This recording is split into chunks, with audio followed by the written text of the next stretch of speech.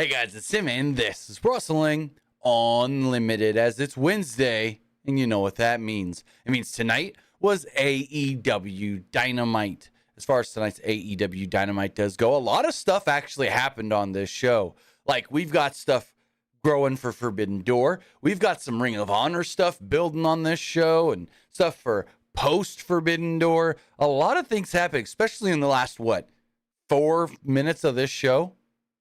It opened really strong, had a decent middle, and ended really strong as well. That's what I would say. But we've also got Luke over here. Luke, what'd you think of tonight's show? Honestly, I thought it was an okay show. I mean, they did a good job of building stuff up for Forbidden Door. That's what I liked. But I kind of feel like it was a little bit of a roller coaster of a show. Like, started off good, and it was this ended really strong. That's what I would say. So we've still got 1 Dynamite and 2 Collisions and 2 Rampages, if you want to say that, to build up stuff for this Forbidden Door pay-per-view. And we only have 4 matches so far announced. So they got to do some more work. Because how many matches were on last year's show? For Forbidden Door. Okay, why is this not? Forbidden Door last year had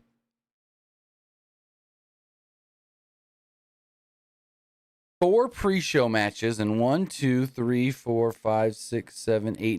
main card matches. That's 13 matches in total. We've only got 3 right now. No, 4. 4. We only got 4 right now. So if they're going to do that many matches again, they're going to get cracking. Maybe 9 main card matches.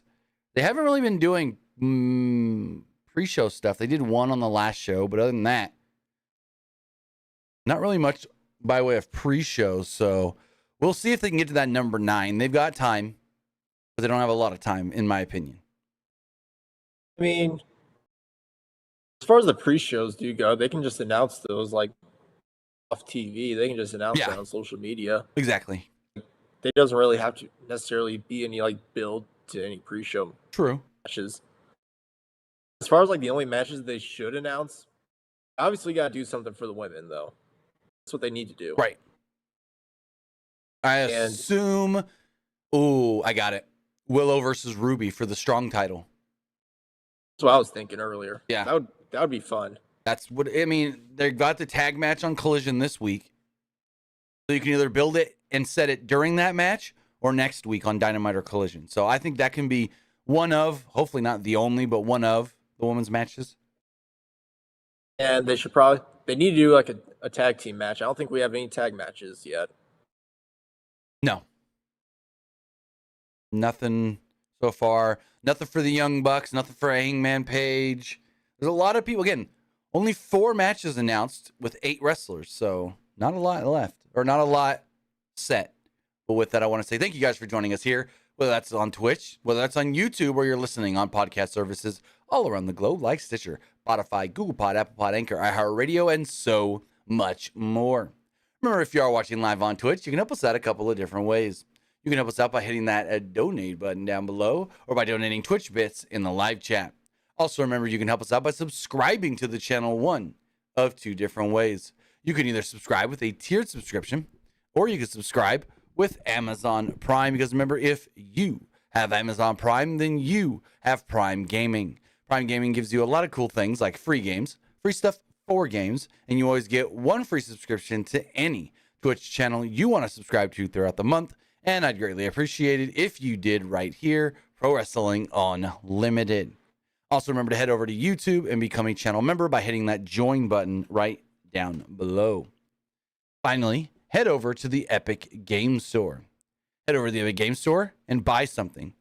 Whether you're pre-ordering Payday 3, whether you're claiming Payday 2 for free, which you only got till tomorrow to do so, or you're getting into that new season of Fortnite, use this code right down here, PW Unlimited at checkout, and you will be supporting us at no extra cost. Again, use code PWUNLIMITED at checkout, and you will be supporting us at no extra cost.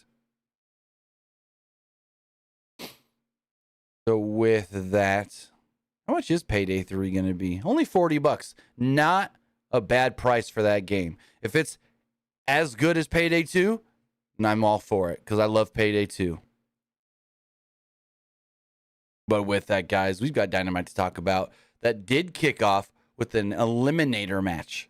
MJF versus Adam Cole. And I'm like, oh, okay. Didn't expect this to open the show, but now we know why it opened the show. We know why the six-man tag had the main event because everything that went on with that match. But they open up the show, and you immediately get MJF and Adam Cole to the ring. Now, they gave us a pay-per-view quality match, and I was talking with somebody about this match, about all the spots and the big moves and this and that, and I go, they're cool. They're very unnecessary at times. And the one thing that I'm not a huge fan of is doing so many of this kind of stuff on TV, because then when they do it on pay-per-view, it's not as special. Like doing the big MJF elbow drop from the top to the floor. Doing the tombstone on the apron, the German suplex on like those are all cool spots. But I think they do a little too much on television to where when they do them on pay-per-view, it's like, oh, yeah, we saw this 2 weeks ago on Dynamite. That's just my opinion and how they book their television matches. But as far as the matches go, MJF mocked Cole early on with a Fargo strut and a Rick Rude hip swivel before narrowly dodging a Cole super kick, taking the early powder. Jumping the rail into the crowd at one point happened. MJF threw popcorn at a fan and knocked the hat off of his head, slapping him in the face, kinda. And then we've got, oh my God. Did you see some of the people talking about MJF slapping the fan? I did not see that. I mean, I don't think he slapped the fan. So people were saying MJF slapped the fan and this guy should sue. Why? I mean, was Demon looked that upset? I know. I got someone DMing me like crazy going, oh my God, AEW is going to get shut down. They're going to get sued because MJF slapped a fan and they're going to lose millions. And then, I'm not going to name names, but one website writes a story saying, oh, MJF's gone too far this time. I mean, come on. I don't know. He's done worse. He's done worse. He threw tequila on a kid. Granted, he thought it was water, but still, he threw a drink on a kid. Yeah, he's done worse, of course. But yeah, people going online going, oh, this guy should sue. Oh, AEW is going to get shut down if this guy sues him for millions. This guy's going to get the bag. And da-da-da-da. I'm like, no.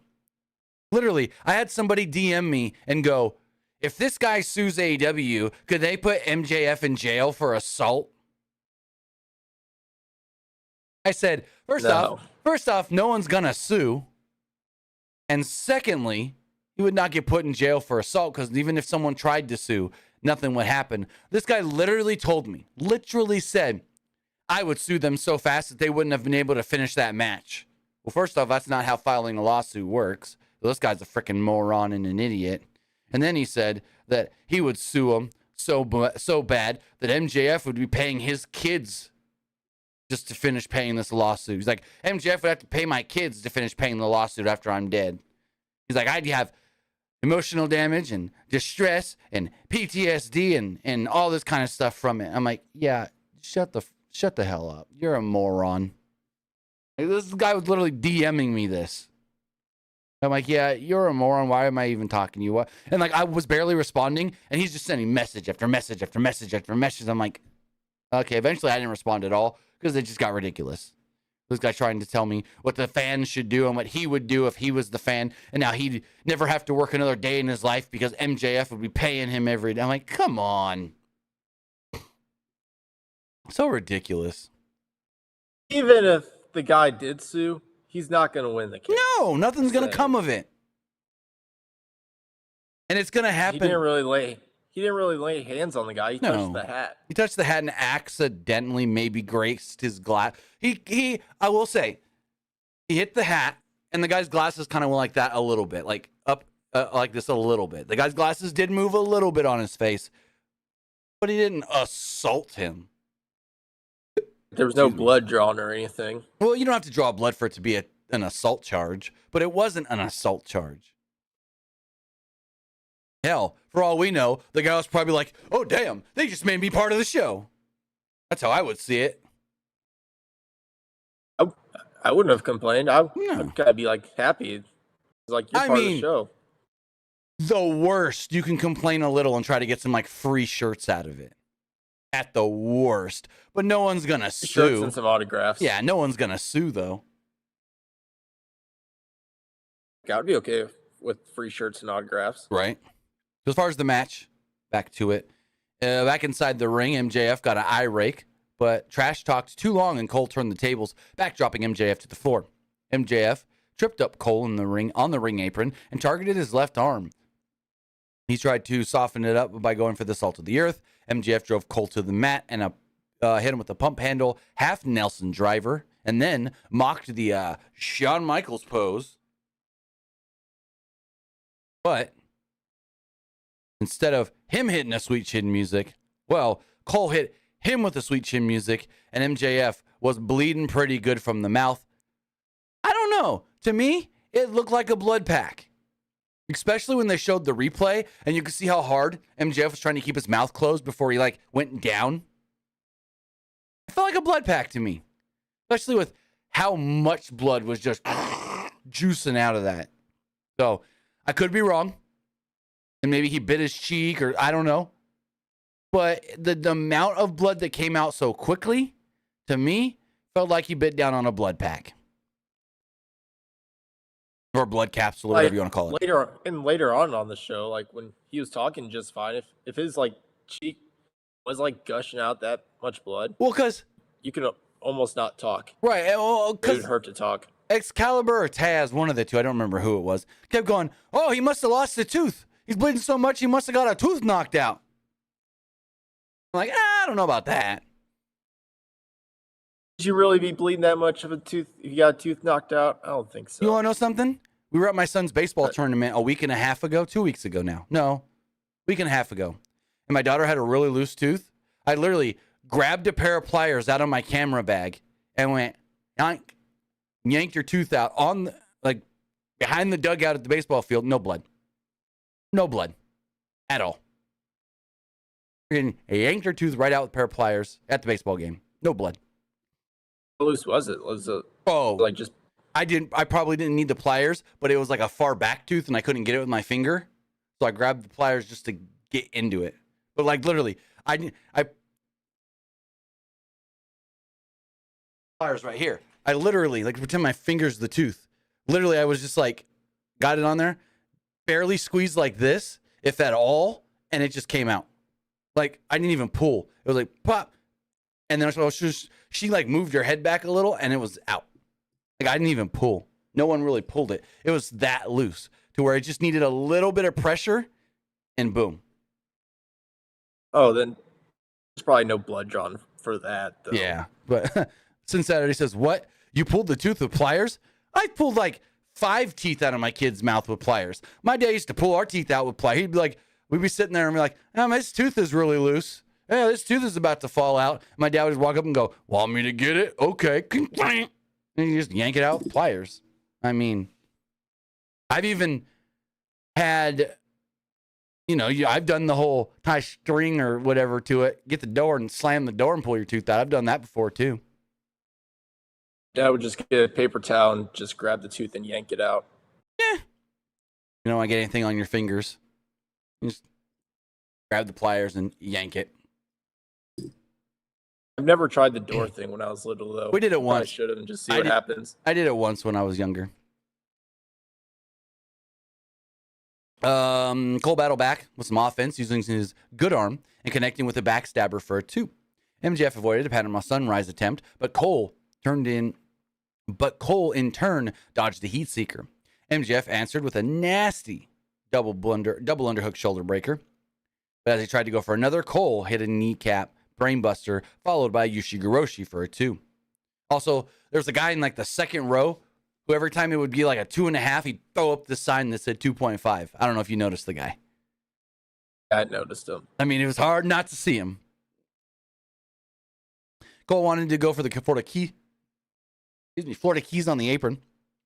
But MJF ultimately countered into a tombstone pile driver on the hardest part of the ring, but they didn't have the best camera angle there. And you can see when he goes for the tombstone that pretend the top of my microphone is the apron side of the ring. Cole's head was probably like this far up. You could see it from that camera angle. Nowhere near. So if you were in the building, it looked brutal probably. It looked hard. But watching on TV, you're like, oh, his head was at least a foot up. This then led to a picture-in-picture break.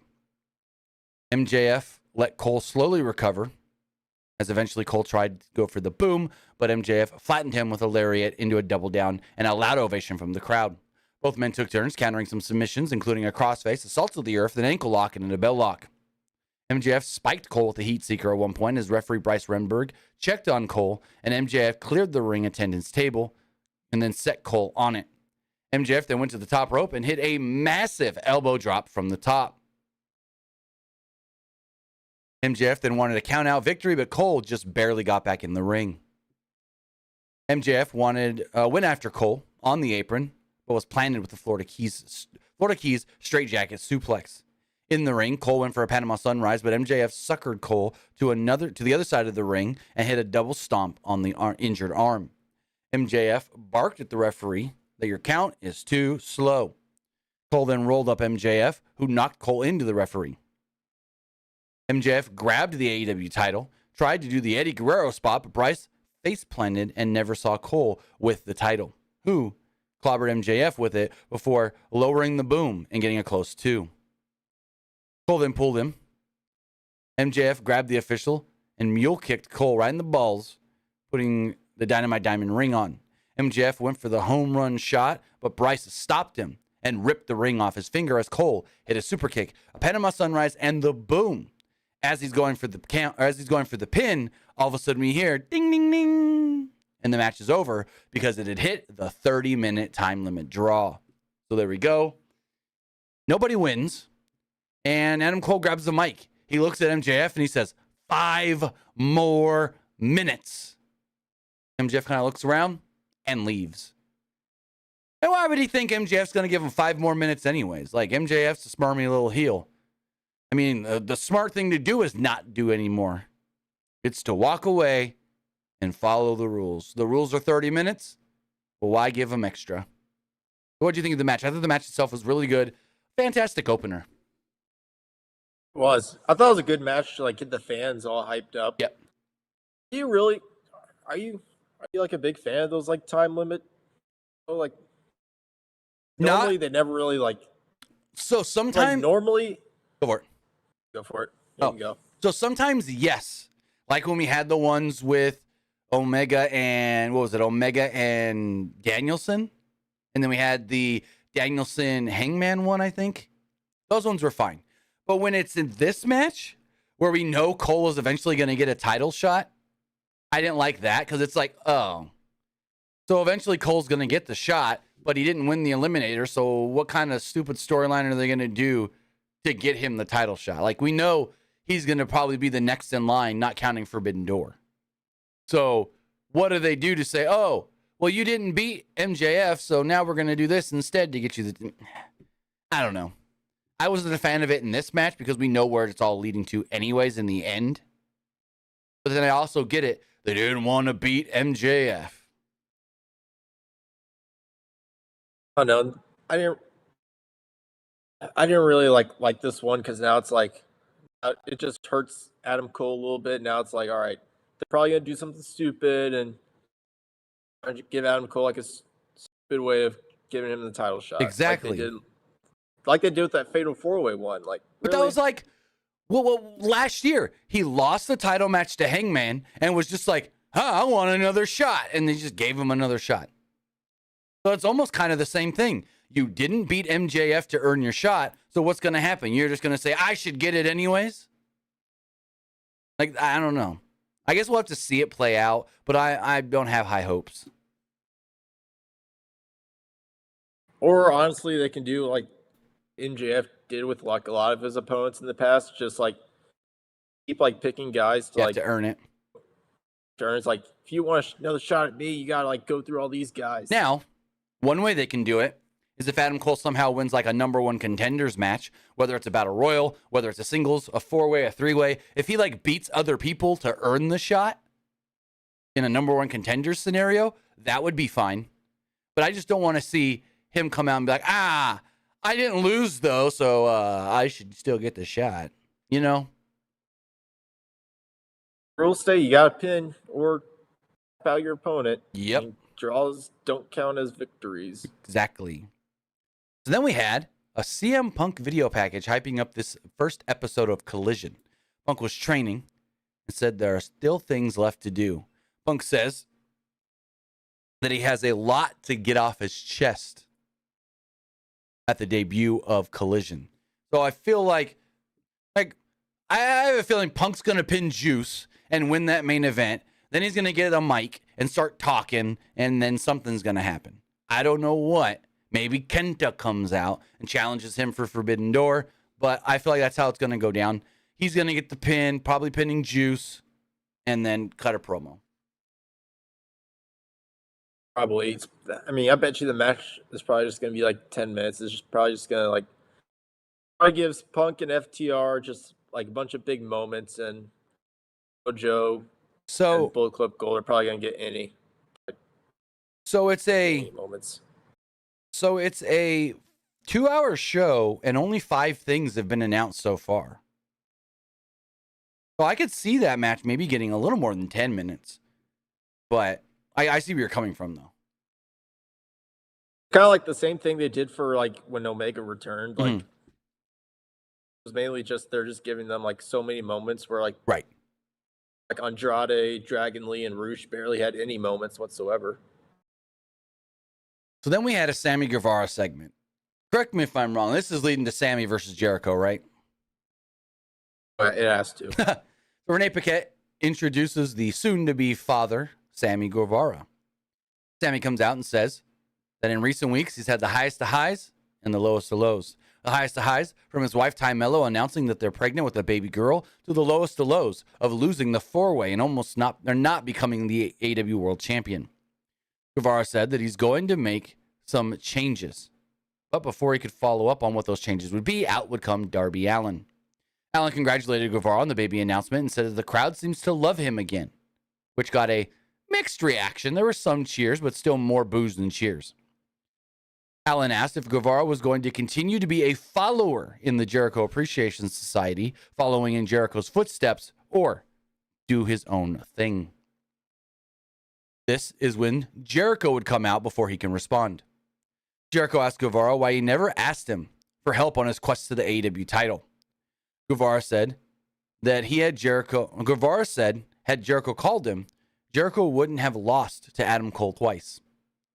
Jericho demanded an apology, but Guevara refused, as Jericho said maybe they need to reunite the Les Sex Gods next week, have a tag match to remind Guevara who the boss really is. And I'm like, oh my God, another one of these you work for me, I'm your boss storylines. I hate this shit. Tony Khan is your boss. Exactly. Not Jericho. Allin laughed and told Jericho the magic is gone, as Jericho was insulted, saying he and Guevara should beat down Darby 2-on-1. Allin said he's not alone, and Sting made his way to the ring. Jericho and Sting then had a slight face-to-face for the first time in their careers, as both took turns raising their baseball bats. Jericho then went to retreat and told Guevara to come with him, but he didn't follow. This turned into a pretty fun segment-ish. It was a little annoying at times, but it wasn't bad. And yeah, I think it's going to lead to Sammy versus Jericho, potentially at Allin. I think next week it's going to be Darby and Sting against Sammy and Jericho, where like Sammy's just going to walk away from the match and Jericho's going to get the crap beaten out of him. I can see it. Especially when Darby's like, wait, a tag match? You guys need someone for a tag match? It's probably going to lead to Jericho versus Sammy at All Out. You think All Out and not All In? All In's first. And they haven't technically announced All In yet. Fine. Yeah. Then we got one's fine though. Yeah. Then we got a surprise video from the IWGP World Champion Sonata. Sonata basically said that he will be coming to Forbidden Door, and he is issuing an open challenge with his title on the line. He asked for anybody on the AEW roster to answer the challenge. Fast forward, we learn later on it's going to be Jungle Boy versus Sonata for the title. Here's the one thing I don't like about a lot of these, Forbidden Door matches. They're predictable. We know MJF's going to beat Tanahashi. We know that Sonata's going to beat Jungle Boy. For the most part, they're predictable because I could see Danielson and Okada going either way. And I can see Omega and Ospreay going either way. But I think it's going to be Ospreay because Omega already won the first match. And I don't think they go Omega 2-0. I'd say it'd have to be Ospreay, so that way you can have Kenny just going back to regular things with AEW. Oh, no. They can now have him focus on the Don Callis. No. The real reason Ospreay needs to win is because then the third match, the rubber match, could be like either the main or the semi-main of the All-In show in London. That would be cool, but I'm really hoping bringing Kota Ibushi to do Omega versus Ibushi at All-In. Doubt it. I think he would team with Omega before going against him. Well, they could do maybe a tag match for that. Maybe Golden Lovers versus Takeshita and somebody else, and then Ibushi turns on Omega. Possibly. That would be a fantastic storyline right there. Oh, yeah. Like, you left me in Japan, so you can go to AEW. The Golden Lovers lead to the Golden Breakup. Then we had an 8-man tag. It was Orange Cassidy, Darby Allin, Sting, and Keith Lee against the Mogul Embassy. To say that this was nothing more than a spot fest kind of match, that's all it really was. I didn't really care for this match at all. It was just two guys are in the ring, they do a spot, somebody else jumps in and does a spot. Then that person gets knocked down, somebody else jumps in and does a spot. That person gets knocked, somebody else jumps in, and then I wasn't a big fan of this match. Honestly, kind of getting bored of Orange Cassidy. I'm not even saying orange. It was just the whole structure of the match was kind of just meh. So, excuse me. It's you. Early on, for some reason, I think I might know why this happened, but a big NO was on the screen. And I think what may have happened was they were trying to throw a graphic on the screen. And when they did, the graphic didn't appear. And it was like a generic symbol for their system that just like no file could be found or something. But a NO was on the screen at one point, which is kind of weird. Also, Brian Cage out here being Surfer Sting with face paint. I thought that was kind of funny. He said, someone tweeted, like, the guy who did Brian Cage's, like, attire and stuff. He said, that was a whole tribute to Sting. Very nice. Let's start off really quick here. Cage rocking Sting, some Sting-inspired gear. As Taz brought up the past between Cage, Sting, and Allin during the Team Taz feud. Cage caught Cassidy's dive as Allin hit a code red on Strickland, but was crotched in the ropes before a coffin drop. Well, we saw 30 seconds of action before we go to a picture-in-picture break, which I didn't see this one. It's weird. The TBS app, or the website, whatever you want to call it, because it's the same thing, will show some of the picture-in-picture, but then some it'll just give us commercials. And it's not any rhyme or reason. It's just sometimes we get the picture-in-picture, and sometimes we don't. I wonder what the reason is, though. Yeah, I don't know. At one point, when coming back, we saw Daniel Garcia watching. And Allin blocked the JML driver at one point, but Strickland into a top rope stunner. Lee then made a hot tag and ran wild, finally getting his hands on Strickland until Cage cut off Lee in the corner, and the Mogul Embassy hit a triple assisted powerbomb double stomp. Cassidy and Allin broke up the pin as Cassidy hit a DDT on Strickland, but Cage answered with an F5. Everyone took turns hitting big moves, and Sting could not be whipped from one side of the ring to the other. Literally, I think it was Khan is his name, went to grab Sting and whip him from one corner to the other. And Sting maybe made it 3/4 before he had to like stop himself and grab the top rope because he couldn't run all the way across the ring. You're done, bud. You're done. Khan did hit a splash though, kind of awkwardly because like Sting was half in the corner when he did it, but whatever. The match broke down with Lee launching guys to the floor. Allin hit a coffin drop to the outside as Cage tried for another F5, but this time on Sting. But Cassidy hit an orange punch with Sting following this up. The Scorpion Death Drop for the victory. So there we go. The babyfaces pick up the win. And oh yeah, Dustin Rhodes was at ringside because him and Lee are a tag team now. Well, they've been for a while. What's their tag team name? Was it like Naturally Limitless? Because he's the natural Dustin Rhodes and he's Limitless Keith Lee. I hate these random tag teams. Jungle Hook or Joe. I mean, really? Yeah. Renee Paquette's backstage with the Guns. This sucked big tits. She asked them about their relationship with the Bullet Club, and they're like, "Hey, we don't like to talk about other people. Let's talk about ourselves." And played dumb and said, "We're the best brother tag teams in AEW, and we want to challenge another brother tag team that does that."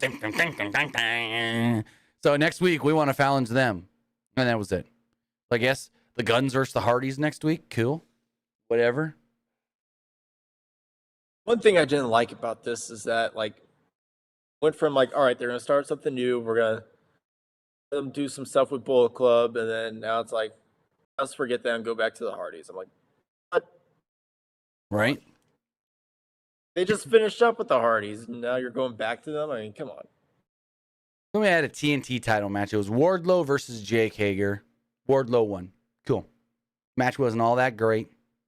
It was fine. I mean, it's all a match between the two, but I wouldn't call it like a great title match or anything. It was just kind of like Wardlow an opponent. Yeah, Hager ran out and attacked Wardlow from behind during his entrance on the ramp. And he was in control for about 30 seconds till Wardlow took over. Hager was backdropped to the floor and leveled with the charging clothesline, as this was one of the few times a babyface remained in control for almost the entire picture-in-picture break. At one point, Wardlow rolled through and connected with the spine buster, but as he went for a powerbomb, Angelo Parker and Matt Menard came to ringside.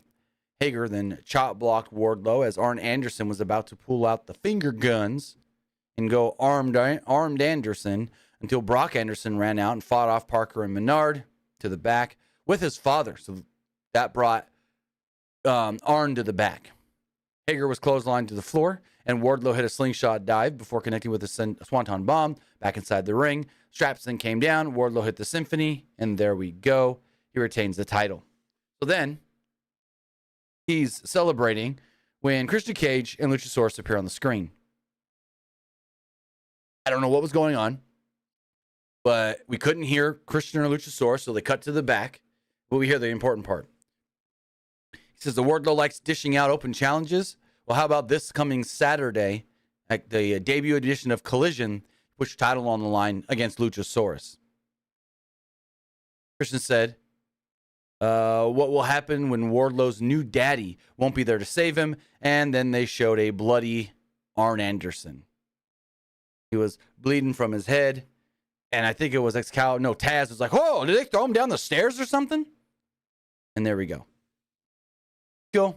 Luchasaurus versus Wardlow for the title on Saturday.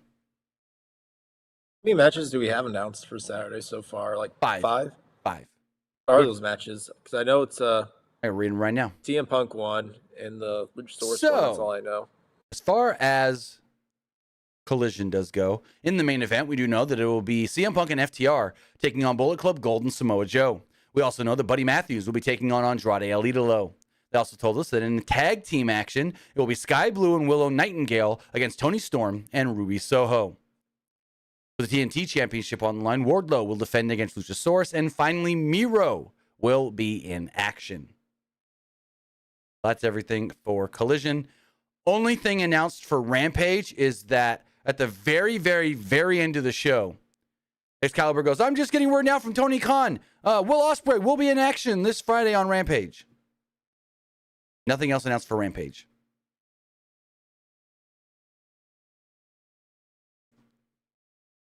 Do they still like do Rampage like right after Yes. Dynamite? Yes. 99% of the time, yes. So like, he had to like really like hurry up, go back to the locker room and Not necessarily. I mean, he'd get probably ready. give him 20, 30 minutes to go change, maybe more. It's an hour show, so. And they don't start like immediately right away because they got to change like the ring skirts and the stuff around the ring. So they got like because I know when I was there, it was a good 15-minute buffer between when Dynamite went off the air and they started the Rampage tapings. Good 10, 15-minute buffer. So if he's got that buffer, then maybe he's at the end of the show or in the middle of the show, another 30 minutes or more there. He had plenty of time to get changed. As we move forward, video was shown of Tanahashi saying that he wants to challenge MJF for the AEW World Championship. He said that he came very close to winning the title last year, but got beat by Jon Moxley. We then cut to MJF in the locker room or in the trainer's room, and Renee's like, hey, so just want to let you know, Roshi Tanahashi wants to challenge you for the AEW World title at Forbidden Door. And he goes, hey, okay. No. I ain't going to fight nobody from any random rinky-dink indie fed in Japan. I've no show to match before, and I'll do it again. Let Tony Khan know they can book me for it, but I ain't coming. So we'll see how that goes. He says he's not going to show up, but they're promoting the match. One thing I don't like about this is that Tanahashi, he fought for that AEW World title last year and he lost. So now it's like, all right, we're going to do that same thing again this year, but he's faced like it's MJF. Really? You couldn't do anybody new? Hey, beats me.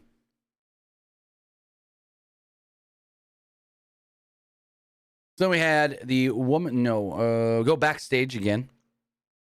Renee Paquette is with Orange Cassidy. She says, hey, we don't know what's next for you as challengers and this and that. And up would come Zack Sabre Jr. He said that he had an idea, double title match. He wants to be a double champion. Daniel Garcia then walked up and said, hey, where's your buddy Katsuyori Shibata? Cassidy's like, oh, he ain't here right now, but he'll be here next week. How about we do a tag match? Me and Shibata against you and Sabre. So it looks like next week it's going to be Katsuyori Shibata and Orange Cassidy against Zack Sabre Jr. and Daniel Garcia. That's an interesting one. I love anytime we get to see Shibata. Oh yeah, Shibata was awesome.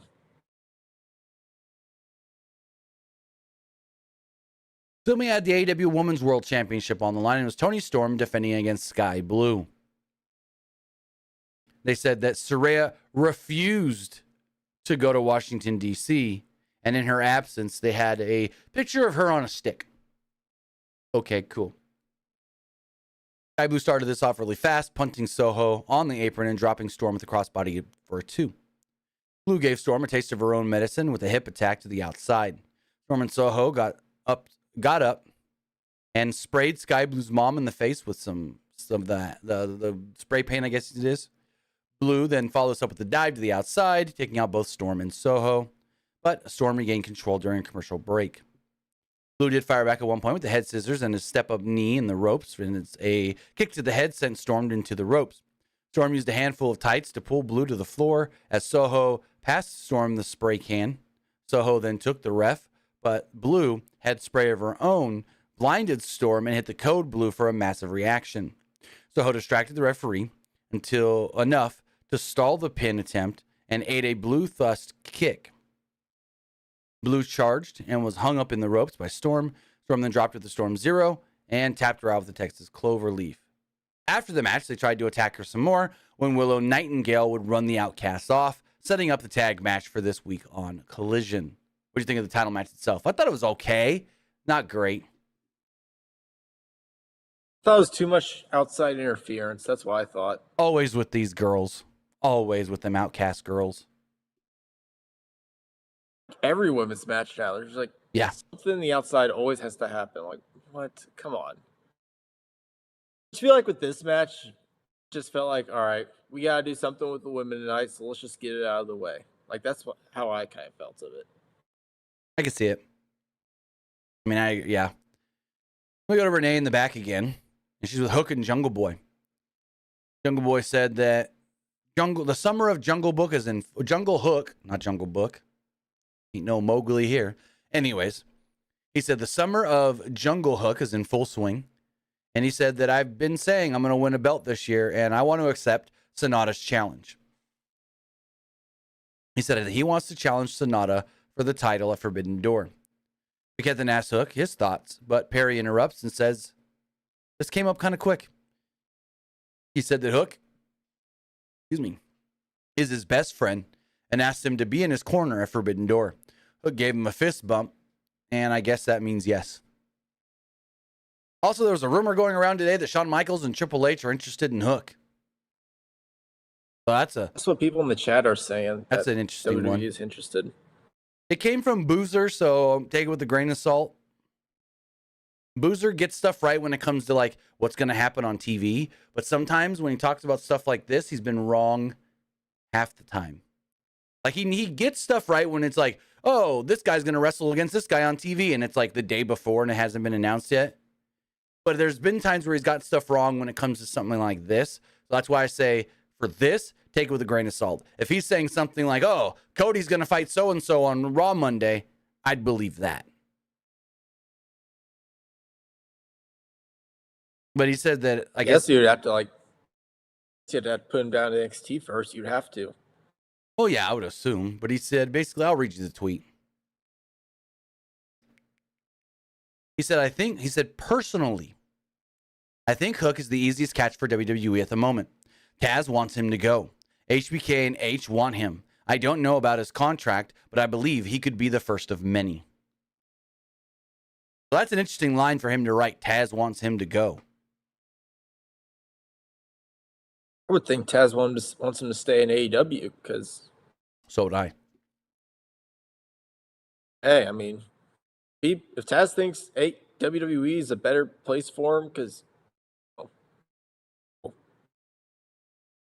Honestly, I think he can learn and grow better in WWE if they put him at the Performance Center and in NXT. I think he would have a better chance of growing and not just being so one-dimensional. I think that would be a big advantage for him for sure. He can learn to do a lot more than what he's doing right now in AEW. Exactly. He's doing a lot of the same moves in the ring. I feel like he can learn to do more things in WWE. So then we move on to our main event. Excuse me. I'm half asleep right now. Then we move on to our main event. Give me 1 second. Forgot the Twitch poll here. What did you think of tonight's Dynamite? I liked it. It was all right. I didn't. All right, there we go. Twitch poll is live.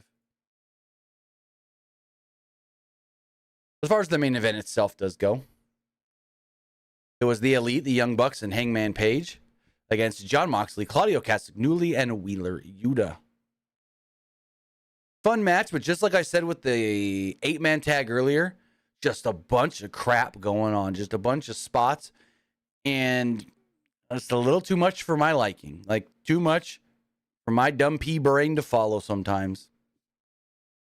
Bryan Danielson was on commentary. The Young Bucks came out dressing like cowboys with chandeliers from their heads. And Talking that when they announced E-Man and the Young Bucks, surprised they called them the Elite and not the Hung Bucks. Well, they did both because in their promo last week challenging, they called themselves the Hung Bucks. During their entrance, they just said the Elite. Right, because that's normally when it's them three, it's that's the Hung Bucks. Right, I get that. But I think the whole thing is it's the Elite versus the BCC. It's the overall the Elite. And so they don't want to confuse anybody going, oh, Kenny's not involved anymore? You know, there might be some that think that. You never know. So the Elite hit triple super kicks early on to send the BCC to the outside, where Matt laid out Yuta with a powerbomb on the edge of the apron. Nick and Page took out Moxley and Claudio with dives. Nick hit a springboard facebuster to Moxley, but as he tried a moonsault to the floor, Claudio caught him with a slam. Matt hit a huge crossbody to the floor to take out Moxley and Claudio, but was dropped with a Yuta German suplex. Can't stop burping for some reason. You ever burp this much from Gatorade? Not really, no. Yeah, I don't know why I can't stop burping. All I had was Gatorade all day. That's weird. Moxley fought back with a King Kong lariat on Nick, who remained isolated during a commercial break. Nick got the hot tag at one point to Paige, as Danielson pointed out how something could be wrong with Moxley's arm or elbow, as he was clutching it pretty big. And I thought the same thing. He looked hurt. I'm like, hopefully he's not. But then he came back like 5 minutes later, because he sat on the outside for a while. When about 5 minutes later, he came back and was using both arms again. So I don't know if maybe he aggravated something and he just needed to let it chill out. I don't know. But cool. He seems okay. Where was I? Moxley and Claudio connected at one point with the Doomsday device on Matt as Moxley sank into a rear naked choke, but Nick hit a swanton bomb to break it all up. Claudio no-sold a super kick and just flattened Matt, leading to a rocket launcher attempt by Yuta, but Matt got the knees. Super kick party commenced as Paige made the tag, laid out Yuta with pop-up powerbomb as the Bucks hit a BTE trigger while Paige finished him off with a buckshot lariat to pick up the victory. So the Elite are celebrating in the ring when Claudio jumps in and goes on the attack. Moxley also then jumps in and goes on the attack as well. This is when all of a sudden Eddie Kingston would run out of nowhere out into the ring and attack Claudio, because those two were feuding on Ring of Honor, if you didn't know. A lot of people probably didn't. Claudio's that I didn't watch Ring of Honor. Yeah, so let me go back and check really fast. Eddie Kingston. Because I know Eddie Kingston was supposed to challenge Claudio for, yeah. So back on March 31st, Claudio defeated Eddie Kingston in a 20-minute match with the ROH World title on the line. Eddie Kingston then ended up having to have surgery for, I don't think he was hurt in that match. I think it was for an injury that he had been dealing with. But Claudio won. Kingston lost, and now he just wants to go after Claudio again? Okay. I mean, I'm just going to say it. Ring of Honor is the new dark elevation. There's like 12 matches announced for Thursday's show. I also noticed they always do like random title matches on Ring of Honor. Yeah.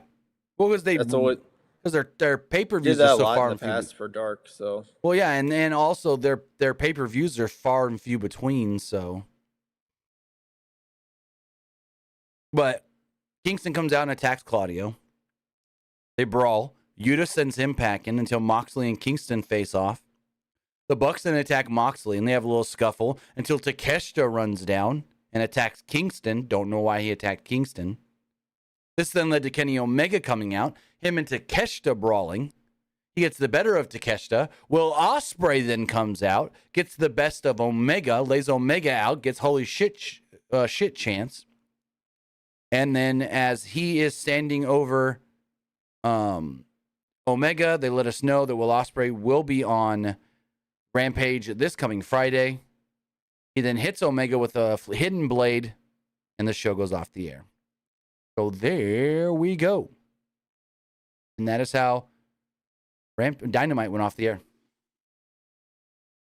Excuse me. So now what I assume for Forbidden Door is probably just going to be like Hangman, the Young Bucks, and Eddie Kingston against BCC and someone from New Japan, which I assume is going to be that guy that teamed with them at Dominion. Shota Umino. Yeah. Possible. I wouldn't hate it. So as far as lineups do go, as far as Rampage does go, all we know, Will Ospreay. As far as Collision does go, we already run it down, but we'll do it again. CM Punk and the AEW Tag Team Champions FTR will team up against Switchblade Jay White, Juice Robinson, and the Ring of Honor Television Champion Samoa Joe. Wardlow will defend the TNT Championship against Luchasaurus. Miro will be in action. Buddy Murphy will be taking on Andrade El Idolo. Sky Blue and the NJPW Strong Women's Champion Willow Nightingale will team up to take on the AEW Women's Champion Toni Storm and Ruby Soho. Also next week on AEW Dynamite, we do know the International Champion Orange Cassidy will team with the Ring of Honor Pure Champion Katsuyori Shibata against the NJPW Television Champion Zack Sabre Jr. and Daniel Garcia. Also, as far as Forbidden Door does go, 4 matches have so far been announced for Forbidden Door. First off, we do know that the IWGP World Championship will be on the line when Sonata defends against Jack Perry. The AEW World Championship will be on the line when MJF defends against Hiroshi Tanahashi. The IWGP US Heavyweight Championship will be on the line when Kenny Omega defends against Will Ospreay. And finally, in what they are calling a big-ass dream match, Bryan Danielson will be taking on Kazuchika Okada. That's everything we know going forward for AEW. We forget to talk about that backstage Orange Cassidy thing. No, the whole thing when they set up the match with Shibata and Zack Sabre and stuff. Yeah. Yeah, no. I remember talking about it because I ended it by saying, I love any time we can see Shibata. And then you said, yeah, I love Shibata. I love watching Shibata or something like that. Oh, yeah, that's right. Yeah, so we talked about it. So with that, everybody thinks it's going to be like Cassidy versus Zack Sabre Jr. for that international title at Forbidden Door. So I hope it's only for the international title and not the international and the TV title. Because, well, it can be for both. The TV title has got that whole 15 minutes or less time thing on it. But I can see it being for both because he said double champion. So maybe Orange Cassidy would be like, well, no. Because I don't want to see either guy lose their belt, if I'm going to be completely honest. Like, okay, Zach wins and he's the international champion. How often is he going to show up in AEW to defend it? And same with Orange. Orange wins and maybe he's the TV champion. How often is he going to defend that title? So maybe it is only for the international championship and Orange wins. Unless they go a route where Zack Sabre Jr. wins and he's like, you know what? I'm gonna relinquish the belt and just focus on New Japan stuff. Yeah, maybe. And then they just do a battle royal. Winner wins that international belt. But with that is everything that did take place tonight on AEW Dynamite. You know what we thought? We thought of the show. Now it's time to hear what you guys thought. So let's go and refresh them polls. As far as the Twitter poll does go, 73% liked the show, 19% thought it was just all right, and 7% did not like it. As far as the Twitch poll does go, 60% liked the show, 40% thought it was just all right. Looking at the YouTube community poll, 76% liked the show, 10% thought it was just all right, and 14% did not like it. Some of the comments here, this one said, great episode, 8 out of 10. This one said, one of the best Dynamites I've seen in months. Another person said, tonight's AEW Dynamite was great. This